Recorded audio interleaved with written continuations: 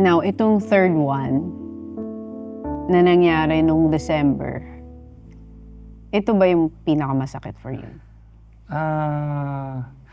Nung una ako, to be honest, kami ni Catherine nung nalaman namin na pregnant siya. Kasi feeling namin nabuo to nung birthday ni Mami PD sa Singapore or probably after. Oo. Hindi namin talaga akalain, wala kaming plano. Ang plano namin, baka posibleng mag-prepare muna ng katawan and IVF, or kung ano man. Pero naturally pa rin gusto namin subukan. And then biglang ayun, a few days, delayed pa lang siya. Pagtingin namin, positive. Naalala ko pa yun, sinabi niyo sa akin, nasa church. Tapos ginano mo pa si Alex. Sabi mo, hindi mo muna sasabihin.